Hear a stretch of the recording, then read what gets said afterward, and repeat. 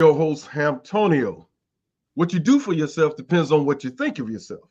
And what you think of yourself depends on what you know of yourself. And what you know of yourself depends on what you've been told of yourself. Welcome to the show back in Cleveland, Ohio. I had a little break, got away for a second, but hey, I'm back. I see the sun is shining here in Cleveland. So we're going to have a decent day and we're going to have a great show for you today. I'm bringing on one of our special guests that is new to our family here on 360 Info, and he brings a wealth of information. So definitely I'll be calling on him from time to time to come and impart some of his information and new research that he may have come across. So you definitely want to stay plugged in and stay tuned, because it's about us, and that's what we're going to be talking about, us, because that's what I want to focus on, us. It's very important that we stay plugged in and tuned into things that are going on, in this country. But you got to span ourselves and our tentacles to a global approach as well.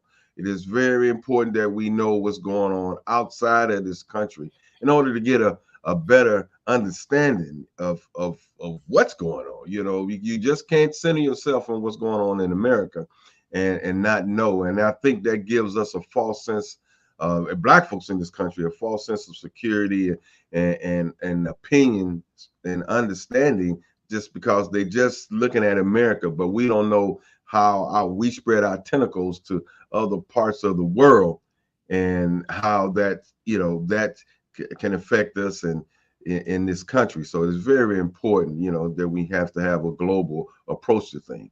So we're going to be talking a little bit about that in our psychology, our physiology, and why is that important, and how it helps us, just navigate through this thing called life. It's important that we know ourselves, because our ancestors always say, know ourselves, know who you are. That's written over all the temples in Egypt, or at least most of the temples in there. Know thyself, know who you are. So we're gonna go to our remote studio. We got our brother Vince in remote studio. Brother V, what's going on?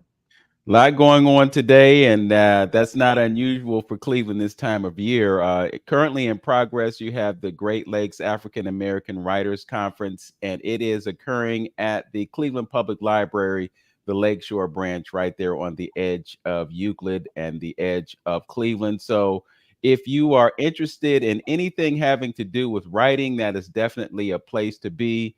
I'll be heading over there after the conclusion of this broadcast to participate as a co-host. So again, anyone that is interested in things of a literary nature, whether it be playwriting, whether it be novels, poetry, those kinds of things, I encourage you to attend this great event. It's an annual thing, and just happens that I'm on the board, so I am obligated to share that information with you. Also want to point out that tomorrow there is going to be an induction ceremony for the Rhythm and Blues Hall of Fame. There are a number of artists that will be inducted, including folks like Candy Staton, Jeffrey Osborne, Genuine. Ken Hawkins Sr. is going to be honored as well. This event will start at 2 o'clock with the red carpet, and 3 o'clock the induction ceremonies begin. It's going to be held at the Cleveland Marriott East. I have tickets to give away to this event, and the general admission is $35. So you definitely want to take advantage of this. If you are interested, I'm going to give away 2 pairs of tickets. So you can just text I'm sorry, I want to give your number, Brother Antonio, but you can text 216-780-2470. That's 216-780-2470. You text, and the first person to text to that number will receive a pair of tickets. We may give away another set of tickets before the show ends. But if you're interested in attending that event, please feel free to send that text message and we will dial you in. As always, we want to encourage you to support us on YouTube. I have a YouTube channel which you are seeing this program on right now, in addition to being on AM 1490 WERE. So go to that YouTube channel, comment, like, and subscribe, and get notifications on when we post content. Also, Lynn Hamtonio has a YouTube channel, The Journey with Hamtonio.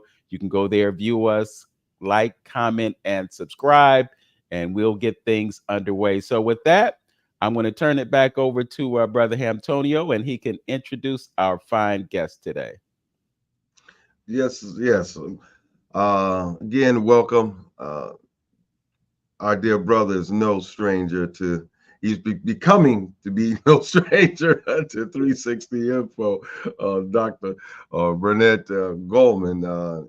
He's a medical doctor as well. And the great thing about the good brother is, and which I love, because I think we have to do this in our professions more and more. We have to expand our profession to like something like Dr. Leonard Jeffries say, anything that you do, Africanize it. You know what I mean? So some of us it's hard for us to pull that together, you know, and understanding that whatever field that you're working in, you have to look at it in an to a pair of lenses that is Africanized. You know what I mean? To where you can put those together, because all the knowledge and information that you're receiving and the culture you're receiving right now is from a European standpoint. And so you have to make it work for you. You have to design or the information that you learn, it has to be designed to include our plight as far as African American, our stay here in this country. You know what I mean? So it's very important that you make that crossover connection, I think, in order for you to get a good understanding of what's going on. Mike, so welcome, Dr. Gallman. Thank you so much. It's always good to be with you two brothers. And I really enjoy the exchange of ideas. Saturdays are very special because after this, I will be going to meet with a group of brothers that most of which we've been meeting together, breaking bread at least once a week for more than 30 years. And a lot of ideas are explored and developed. And I like to say we can potentially solve all the problems of the world. Yeah, I mean, but see, that's the start, though. I mean, and you know, I guess back in maybe in the 90s, you know, we had a lot of study groups and stuff going around. People was in the study group and think tanks a little bit. I don't know. It seemed like, if y'all correct me, but it seemed like it kind of fell to the wayside in the 2000s. If you would agree, I don't. You know, would you say the events around here? I don't hear too many people talking about study groups and think tanks now these days. Dr. Whitaker had a study group, and I remember Brother Lorenzo had a study group that they met in South Euclid, and that was probably maybe 7 or 8 years ago. It's been some time, but you don't hear too much about study groups these days. Well, you know, it's interesting that you say that, because ASCAC is still in existence, which was the umbrella of most of those study groups, the Association for the Study of Classical African Civilizations. And you know, I am currently on the national board. I'm trying to come off because I've been there for a lot of years, and I'd like to give my spot to a young person in this area. But as a matter of fact, ASCAC still has yearly national conferences and regional conferences. As a matter of fact, I don't have the details, but as I understand it, there's going to be a Midwest conference in Chicago coming up. So study groups are still going strong, but I think that we have kind of dipped a little bit, because I think it may be a generational thing. One of the things that we really, really want to have a solution for is the lack of the intergenerational transmission of knowledge. And talking to some of the young people here, I heard one young man who was in his early 30s talk about how wise he was. And I told him, "You're not wise." I said that you are very knowledgeable. But wisdom only comes with experience. Wisdom is experience plus time. And as you get older, you become wiser. But there's no way that I would consider someone in their early 30s to be wise. There's a big difference between wisdom and knowledge. And that is one of the problems now that I think is facing us, is the intergenerational breach. That transmission of knowledge that grows into wisdom has been interrupted to some extent. And I think that it's very, very important that we go back and repair that, so that we don't do what I call mark time. When I was in school, I was in the band. And frequently when we were marching in a parade, if something stopped, we would march in place. And we'd be high stepping, but we wasn't going nowhere.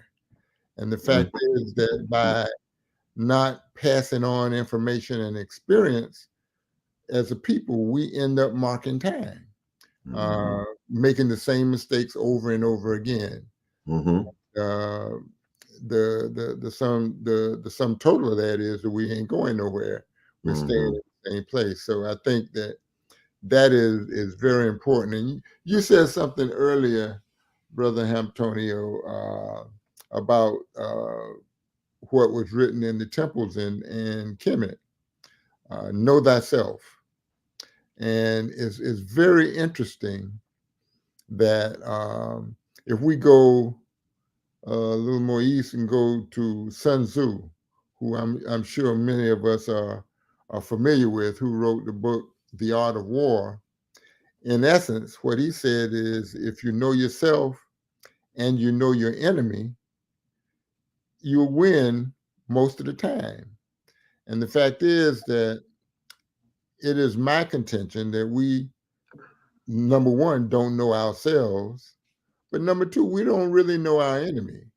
Right. And so, and that is, to me at least, very obvious in the statement white supremacy.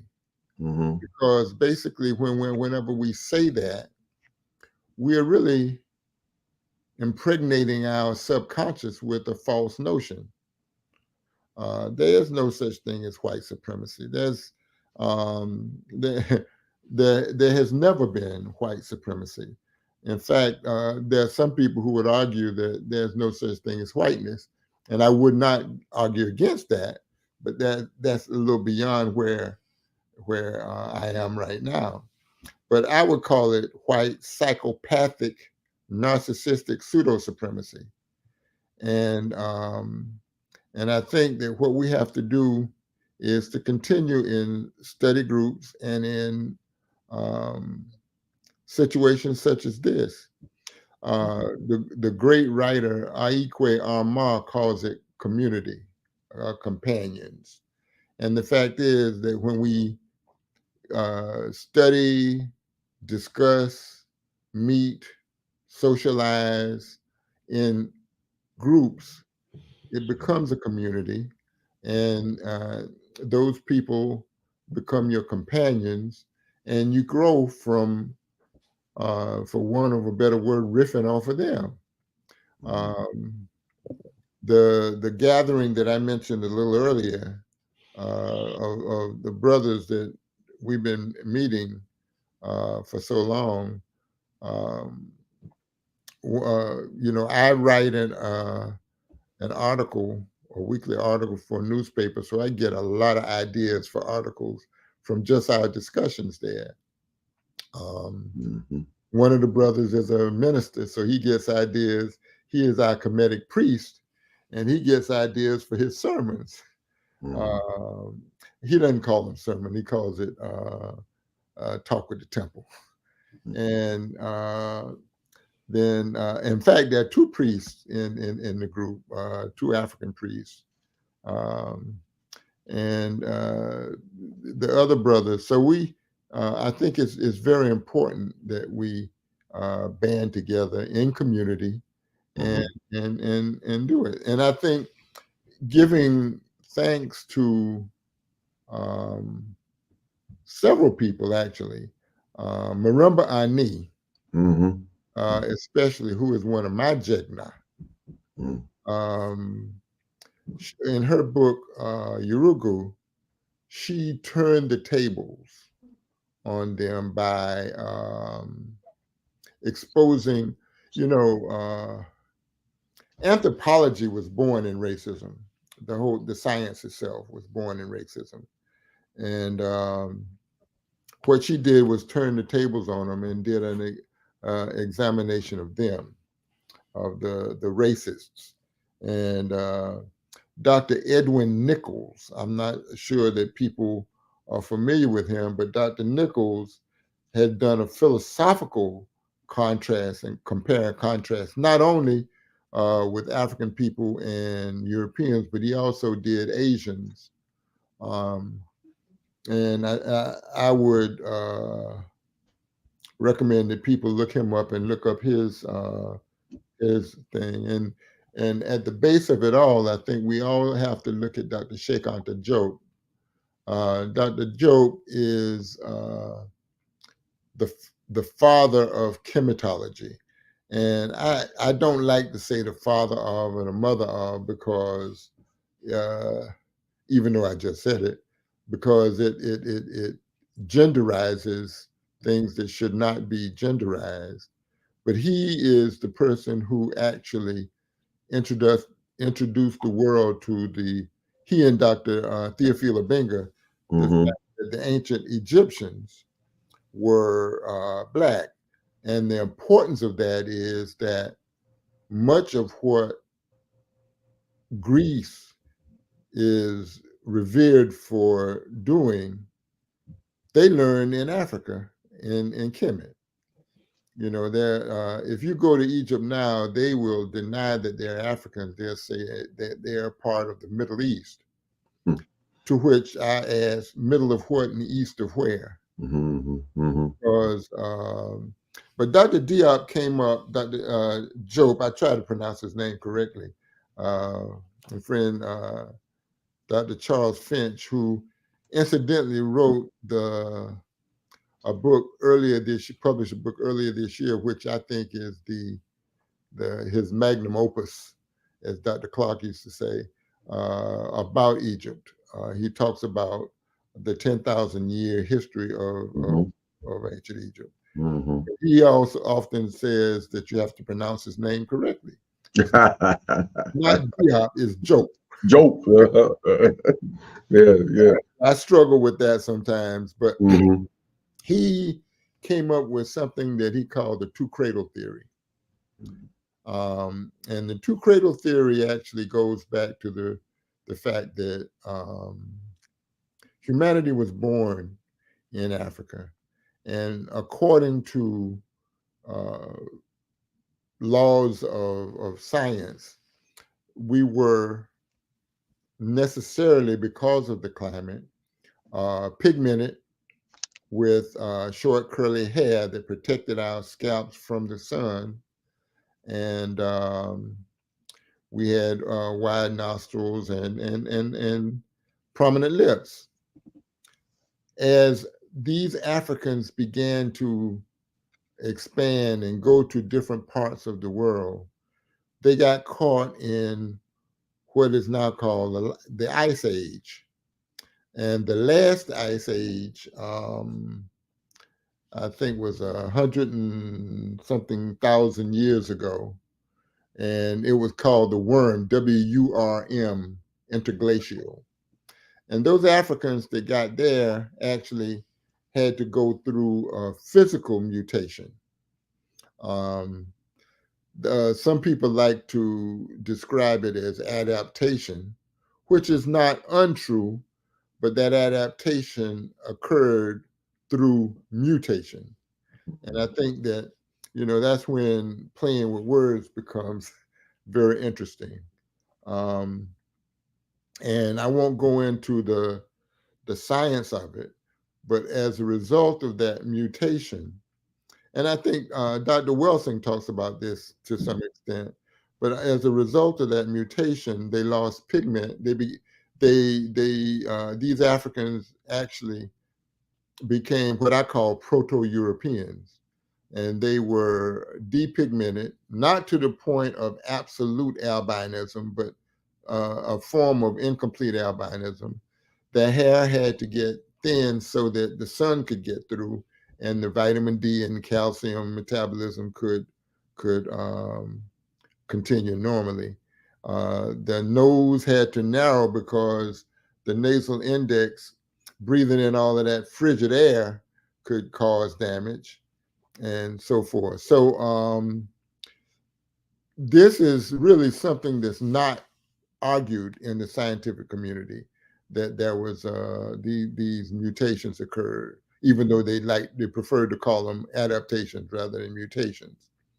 What Dr. Jope did was he said that the mutations occurred not only in appearance, but also in outlook. And he described in his two cradle theory the fact that because of the necessity of survival, these folk became more aggressive, they became more warlike, they became misogynistic, because since women were physically weaker, they were seen as drained, to the extent that in some places they would, if a girl child was born, they would do what they call expose that child and leave the child for the animals.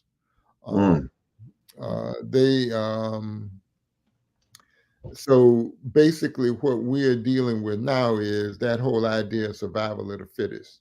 And it has come into today's world, and basically it gave birth to two psychological aberrations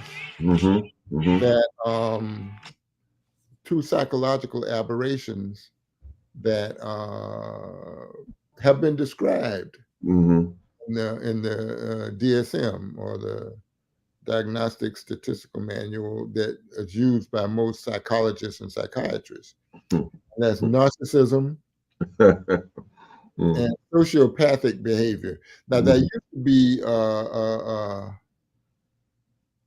a diagnosis called psychopathic behavior, and they kind of combine that into what they call sociopathic behavior. And it's really interesting because Bobby Wright, who is a Chicago-based psychologist, who brilliant. I never got an opportunity to meet him. I became familiar with his work after he transitioned. But, he wrote a piece that never was published, but it's out there, called Menticide. And I recommend that anyone listening look up Menticide by Bobby Wright. But he also wrote a book of essays called The Psychopathic Racial Behavior, or something like that. And narcissist and psychopathic behavior describes what's happening in Western culture today. And I think that we have to understand that it has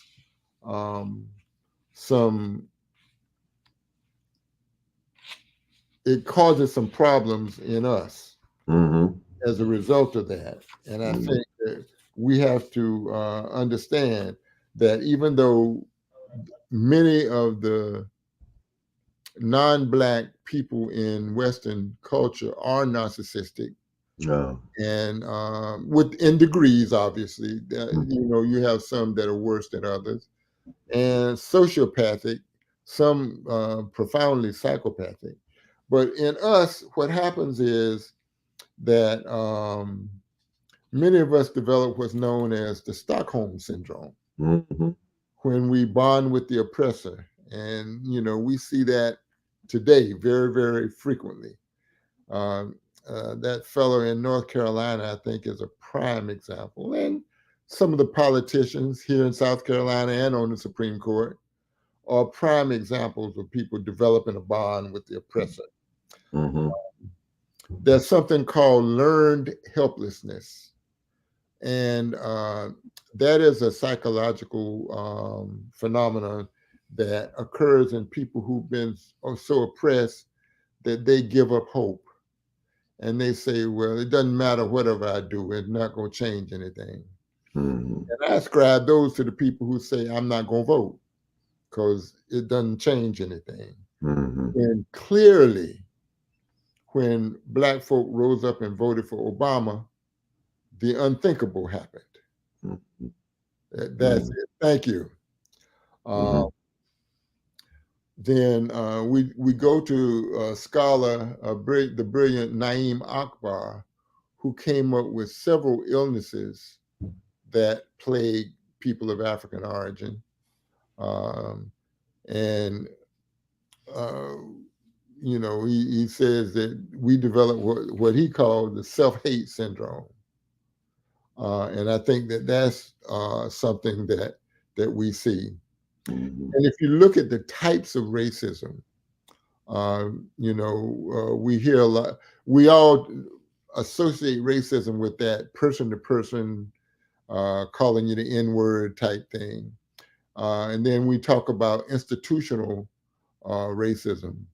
But there's a form of racism that I think that is far more insidious, and that's internalized racism, where we develop such a self-hatred and we start believing what our enemies are saying about us. And to me, at least, that's exemplified in the way that we call each other the N-word, and we say an N-word ain't S, you know, and go on and on and on. And the danger is that narcissism can be so extreme that people come to depend on it. Their whole being is dependent on their feelings of superiority. And when they are cornered, when their core beliefs about themselves are challenged successfully, there's something called a narcissistic rage. And that can be extremely impulsive and explosively violent. And it can be cyclical or it can be permanent. And I think that that's what we're seeing now, because you know, this anti-diversity, equity, and inclusion movement, the anti-CRT movement, are the early stages of narcissistic rage. And I think we need to start getting ready for that, because in that old thing of survival of the fittest, the people in charge tend to be the most violent, or the most potentially violent, I should say. But you know, well, like I said, that's something really to look at. I'm just wondering if we're experiencing, you know, the epitome of it is when you start, you know, with me, when you say the word narcissist, I immediately think about Trump 5.0, what we're experiencing today in the system. But you know, but even more so, you know, Doc, in pivoting just a little, you know, because I always got to bring it home on how it affects us as Black folks, you know. And you know, I'm going back to how you spoke about those conditions, how those physical conditions up there in North, and how it created a certain type of person, a certain type of psychic. Okay, and we seeing this type of psychic permeating across the globe. you know, we can don't just say this country. We can see its tentacles spread. This type of thinking all over the globe. And I'm looking at, when you start talking about esoteric and spiritual and epigenetics and things like spirituality and epigenetics, you know, how things are being passed on in our DNA, our ancestry, you know, things that, you know, like Professor Small said, we just, when you have a kid, you just reproducing yourself to continue, you know what I mean? So, you know, something I wrote and came up with when I was speaking in those terms is like, we're having a identity crisis. I mean, a battle amongst ourselves, because we know who butters our bread because we don't produce anything, you know what I mean? Meaning that we had servitude in reference to the system.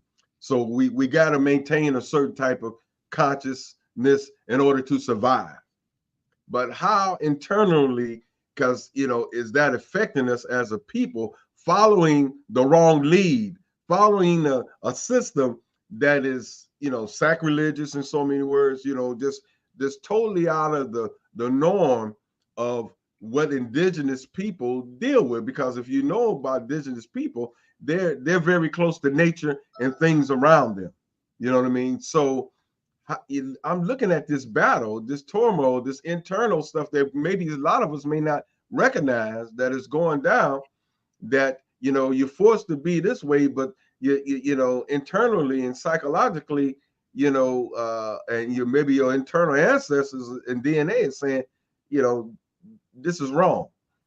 So is this where this rebellious attitude or something comes from? Your thoughts on that, Don? I agree with you wholeheartedly, and I like your term identity crisis. And I think that's what we're seeing in our young people, because in America, we actually demonstrated and sacrificed to make our enemies educate our children. And now we're seeing the results of that education. But that's even the tip. That is the tip of the iceberg, because if you look at starting in the 1600s, when whiteness was created, and all up to the 1884, the Berlin Conference, when colonial thinking, colonization got started, we have been educated and socialized by our enemies. Right. And for generations and generations and generations. So we have gone through this identity crisis generation after generation. Unfortunately, many of us got so worn out by that dichotomy of what we're being taught and socialized into versus what we were in our inner core. Yes. A lot of us gave up. And there are many of us who didn't give up, but we are going along to get along. And then you have the complete capitulations of the Robinson fella in North Carolina and the Thomas fella in DC and the young fella down here in South Carolina, one of our senator here. And I think that it's an uphill battle, but we have to fight it. And in order to, and it goes beyond just African people. These folks are destroying the world. Right. They're destroying the world from an environmental perspective, because, I've done some environmental research, and if you look at what they want to do, that 1%, they want to destroy the world because they're going to be all right. But the bulk of humanity will not be. And I think that in order to save the world, not only save us ourselves, but we have to know ourselves, know our enemy, formulate a plan. I'd like to read a paragraph from Chancellor Williams in his great book, Destruction of Black Civilization. And this is a quote: "The necessary re-education of Blacks and a possible solution of racial crises can begin, strangely enough, when Blacks fully realize this central fact in their lives: the white man is their bitter enemy. For this is not the ranting of wide-eyed militancy, but the calm and unmistakable verdict of several thousand years of documented history. Facing this reality does not call for increasing hatred or screaming or and utterly futile denunciations. Far from it. For all these shouting emotional outbursts by Blacks are in themselves indications of weakness, because they becloud the mind and prevent calm and clear thinking that is absolutely required for planning if the race is to be saved from final destruction. Whoa. That my brother speak on that quote all the time, at least part of it, saying about being a bitter enemy. And not saying it in a way of the negativity that you necessarily pick up on it. Right. Brother Vince. Yeah, I just wanted to reiterate that you're listening to 360 Info Network right here on AM 1490 WERE. Our guest is Dr. Burnett Gallman. He is a medical doctor, gastroenterologist by trade, but he's also an African-centered researcher, and it's an absolute privilege to have him on the air with us today. Then, Dr. Gallman, it's interesting. Within the past 24 hours, I saw a video on social media, and it was a white guy corroborating Brother Minister Farrakhan's assertion and what came through previous people about Yaqub and his creation of the white race. And we heard your explanation of perhaps how white folks came into being. I was just wondering what your thoughts are about that particular theory and what relevance it has to us today. One of the things that my brother, Baba Derek Jackson, who I would like to introduce you all to at some point, who is also the priest at our Kemetic temple, likes to talk about our origin stories. And every people has an origin story. We are probably among the few people who accept someone else's origin story as ours. And these origin stories very frequently are translated as religions. So when it comes to Yaqub, I see that as an origin story, but not as literal fact. And basically, the end result is pretty much the same. I think that the evil scientist Yaqub might be compared to the Ice Age, which created the white person. And again, I like to say non-Black, but the whole idea of whiteness was a creation of Europeans. Hey, Doc, to cut you off here, let's be clear here on one thing. One thing to be clear is there's a void somewhere in the timeline. And when you speak on timeline, I'm just interjecting real quick to our audience. There's a void in the timeline, and the point of the matter is that everybody kind of go back to their origins and kind of document that. When they study the European, it goes back to a certain point and it just flattens out. They like, it's like a flat line, like, okay, where we go from here. So that's why this talk and these different theories on creations is out there, because they don't, of course you ain't gonna go to school and they ain't gonna talk about that too much. You're not gonna hear them talk about that in your history and biology classes or whatever. Researchers, and when they study in their origins, they only go back to a certain amount of time and it stops. So people are trying to come up with theories on where they come from.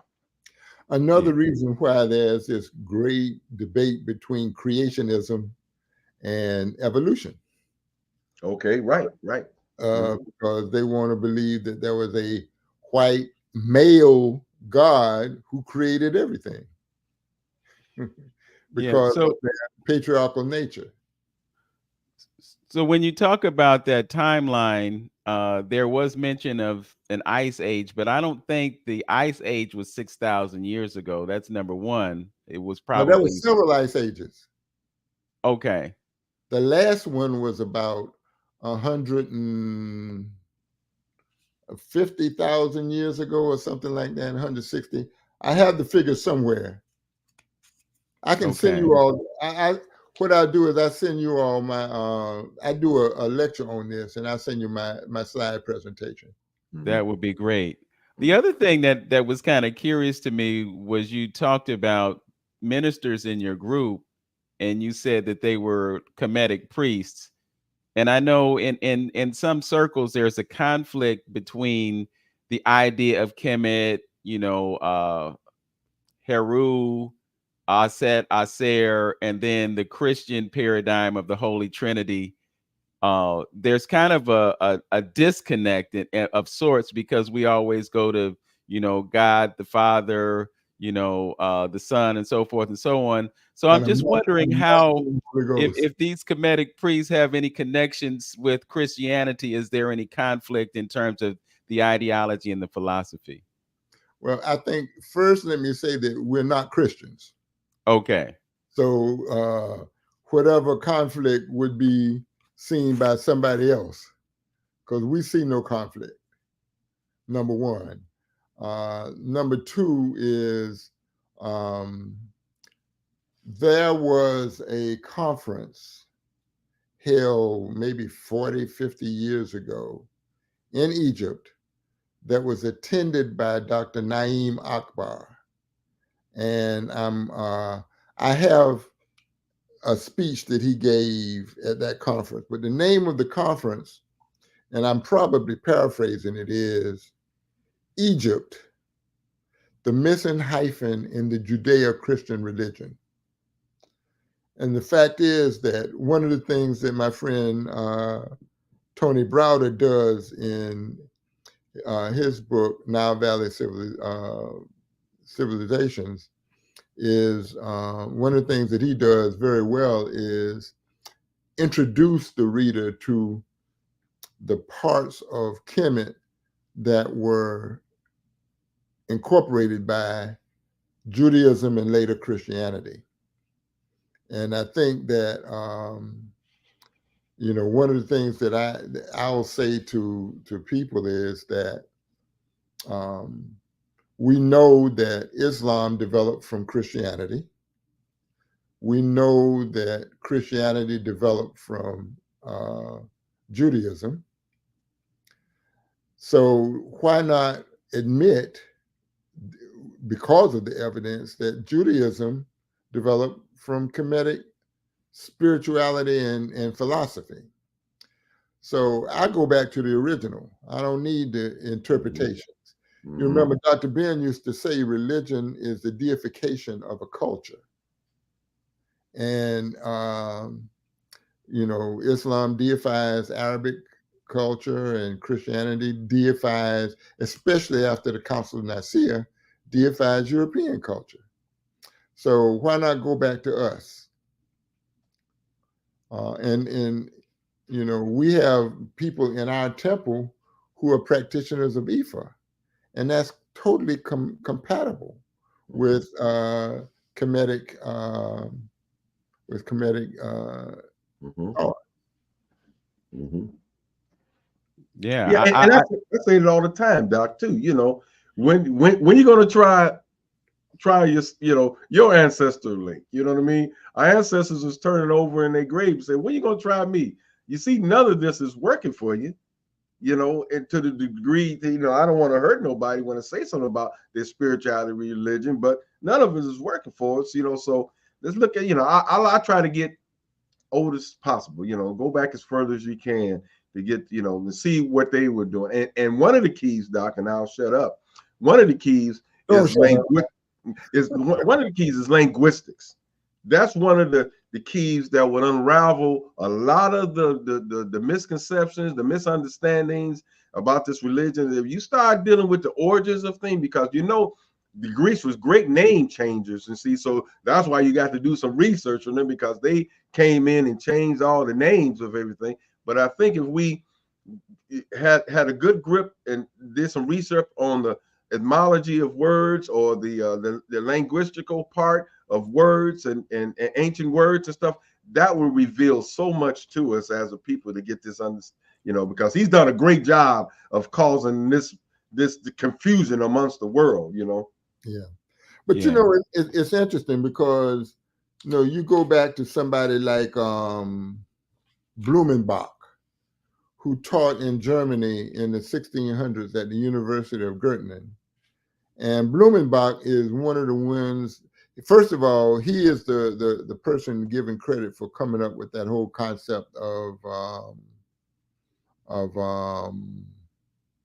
Caucasian, and he is also given the credit for just saying that everything Greek was awesome.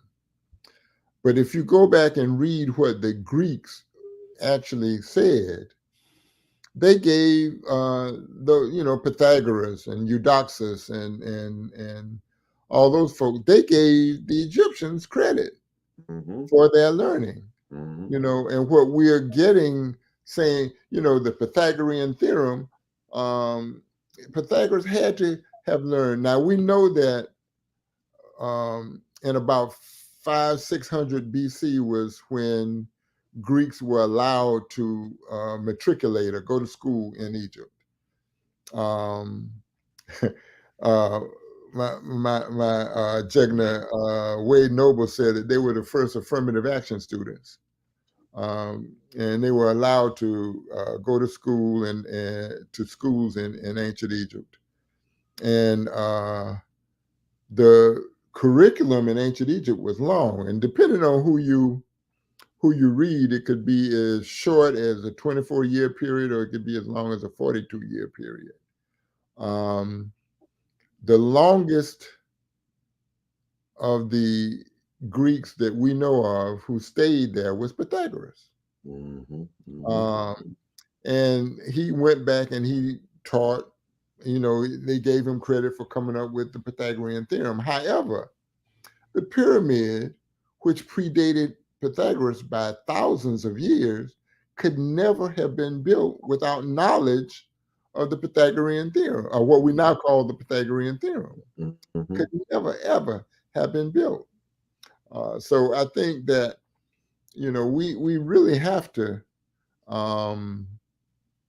think very seriously about these things. And it's not a superficial type of thinking.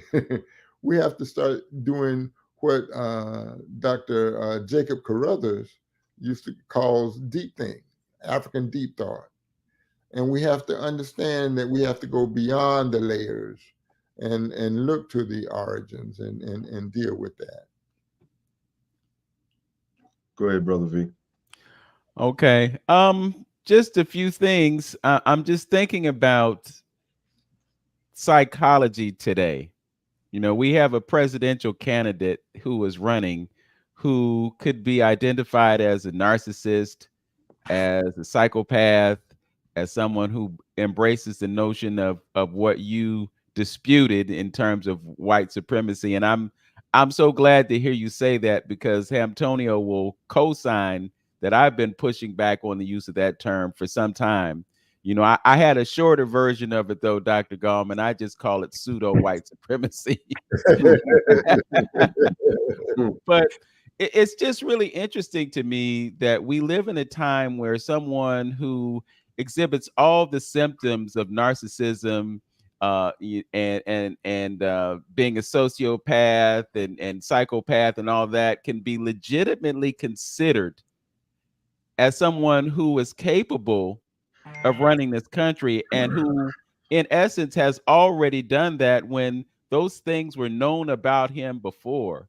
You talked about how critical race theory is being pushed back and all these things are going on, and then we talk about the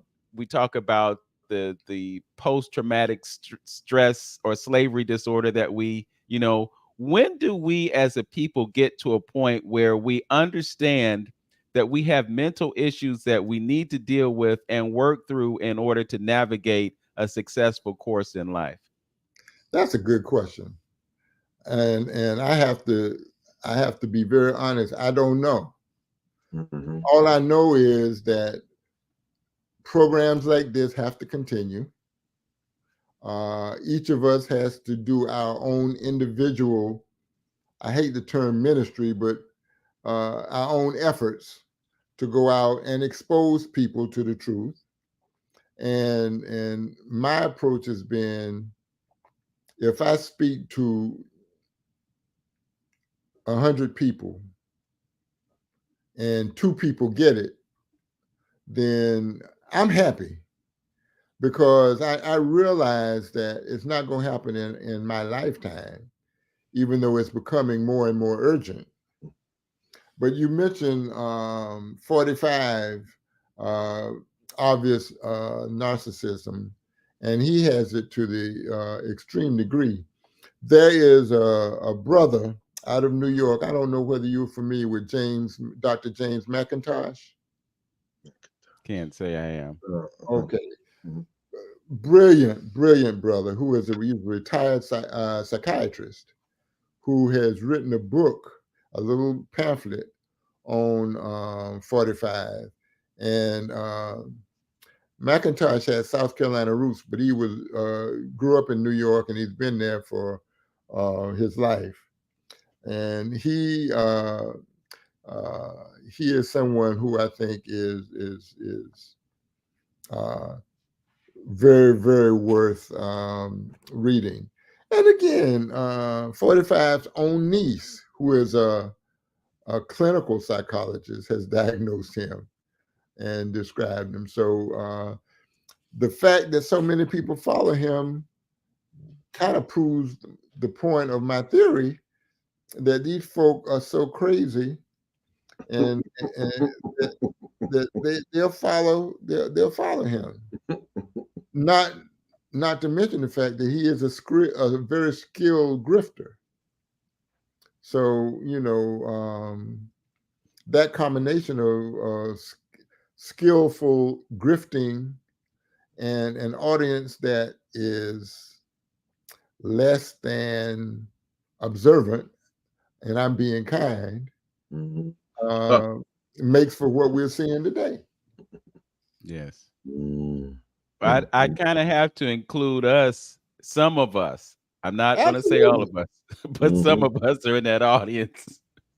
Believe it or not, I work with a brother who is in his early 50s, who claims to be African-centered, who is a confirmed person in favor of 45. He says that 45 got his vote. But the thing is that he belongs to that group of people who has closed their minds. And in our give and take, he finally said, I don't care what you say. At that point, I stopped talking. Right. I stopped talking because, what did she say? When somebody shows you who they are, believe them the first time. Yes. And the fact is that cognitive dissonance. Cognitive dissonance. Cognitive dissonance. So, and the thing that I see is the Dunning-Kruger effect. That's another psychological thing where people think they know more than they actually do. Yes. Well, I don't think he could be seen as anything other than anti-Black when he says he wants to send all the Haitian immigrants that are here legitimately back to Haiti. If you don't see anti-Blackness in that, then you're not just one blind, two blind, you're triple blind. You're not capable of seeing. Absolutely. Yeah, and you got to say that real quick. You got to remember though, when he was banning all the Muslims, he was them like from Norwegian and all them other countries. He was saying he was welcoming all them European countries to come into the country. That's right. We are out of time. We're out of time on the terrestrial broadcast. If you want to stick around for a few more moments, we can do that, Dr. Gallman. But we're going to have to wrap things up real quickly. So just want to thank our engineer, Tone Harley, for hooking us up today, making this broadcast possible. And thank you all for listening and watching. Don't forget to like, comment, and subscribe to our YouTube channels. As always, know yourself, love yourself, be yourself, make today your absolute best day. Peace, you all. Peace. Hotel brothers. Hotep. It's been nice, and as always, I've really enjoyed being in community with you too. All right. And I'll send you that information. Okay. Thank you so much. Okay. Hotep. Hotep. All right. Yes. We got let me end the broadcast first.